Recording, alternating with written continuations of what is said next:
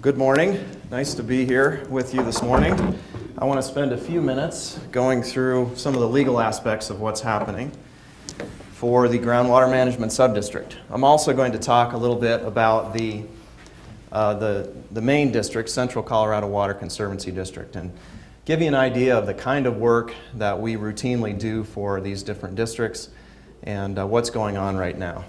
So, feel free to ask questions if you have them as we go along, or you can save them for the end. In order to understand the kind of work that we do, you have to understand a little bit about the organization here. Central as a whole is actually composed of three entities: the Central Colorado Water Conservancy District, the Groundwater Management Subdistrict, and the Well Augmentation Subdistrict. Okay? So I want to tell you a little bit about each of those so you can understand where we begin in terms of representation here. The Central Colorado Water Conservancy District was formed in 1965. Interestingly, this was prior to the passage of the 1969 Water Rights Determination and Administration Act that we operate under now, that your wells operate under. Here are some of the purposes that were identified in this original order creating the district. Kind of interesting to look back on this. Many of you may remember some of these issues. One of the purposes was to participate in the recodification of Colorado water law. So the district was formed expressly for the purpose of helping write the '69 Act. And a lot of the beneficial provisions in the Act towards wells, like the opportunity to have augmentation plans, probably came out of those efforts.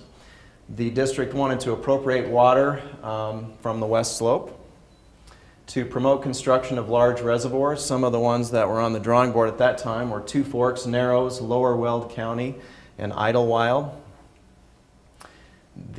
One of the purposes was to create an operating plan for South Platte reservoirs. It was kind of envisioned as an entity to coordinate water usage, particularly by the reservoirs in the South Platte. Another purpose was specifically to create a reservoir below the Metro treatment plant to capture that water and deliver it to central constituents. And also to provide a water supply to constituents through Class B, C, and D contracts. So fundamentally, there's a lot of legalities going on here, but at the bottom line, what Central is doing and its subdistricts are doing is providing water to you.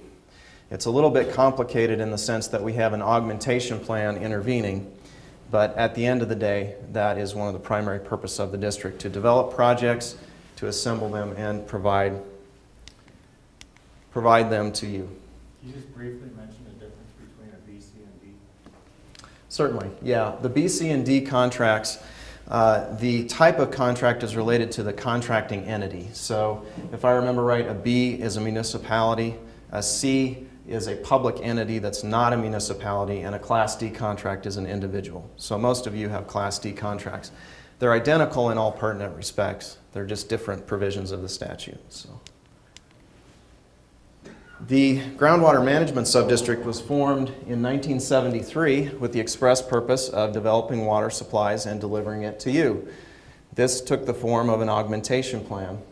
But that's what Central is still doing today. That's what the Groundwater Management Subdistrict is doing. Randy told you that they delivered approximately 27,000 acre-feet to you last year.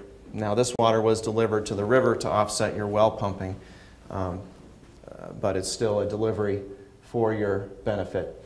The other things that were in mind, wanted to develop additional supplies and to adjudicate an augmentation plan for the wells. So even in 1973, we were beginning to think about what needed to be done.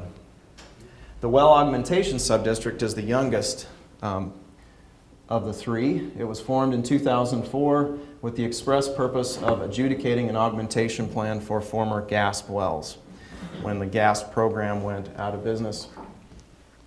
And so its purpose is to assemble a water supply and deliver as much as it can to these WAS members. For the main district, Central Colorado Water Conservancy District, the one that was formed in 1965, I can separate our work into two main categories: general legal work and oppositions. This is a map of the South Platte River Basin.